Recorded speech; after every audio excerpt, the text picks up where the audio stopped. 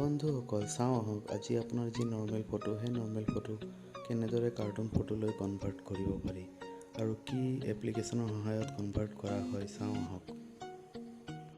আৰু আপুনি যদি মোৰ এই চেনেলত নতুন হয় তেনেহ'লে please like share and subscribe কৰিবলৈ নাপাহৰিব। প্লে ষ্টৰত গৈ আপুনি লিখিব TOON APP লিখি চাৰ্চ কৰিব।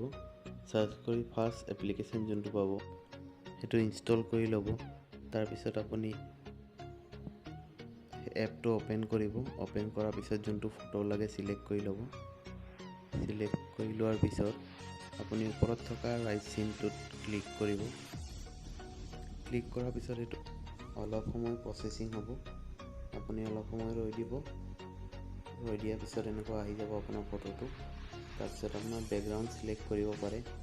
তাত দেখিছে তলত বেকগ্ৰাউণ্ড বহুত কালাৰৰ আছে। আপুনি যোনটো ভাল লাগে বেকগ্ৰাউণ্ড আপোনাৰ ইচ্ছামতে সেইটো চিলেক্ট কৰি ল'ব। দেখিছে কিমান ধৰণৰ বেকগ্ৰাউণ্ড আছে। চিলেক্ট কৰি লোৱাৰ পিছত আপুনি ওপৰত এপ্লাইত ক্লিক কৰিব। ক্লিক কৰাৰ পিছত আপোনাৰ ছাইডত যদি চুলি বা কিবা কাপোৰ অলপ বাঢ়ি আছে তেতিয়াহ'লে আপুনি ইৰেজাৰ অপশ্যন এটা আছে দি আপুনি মোহাৰিব পাৰে। এনেকুৱা আকৌ যদি বেছি কাট থাকে আপুনি বেক মাৰিব পাৰে। তাত ওপৰত আছে। তাৰপিছত এইটো কাট কৰাৰ পিছত আপুনি যেনেকুৱা ভাল লাগে সেনেকুৱা কাট কৰি ল'ব। কাট কৰাৰ পিছত আকৌ ওপৰত এপ্লাই বুলি এটা অপশ্যন দেখি পাইছে, তাত ক্লিক কৰিব।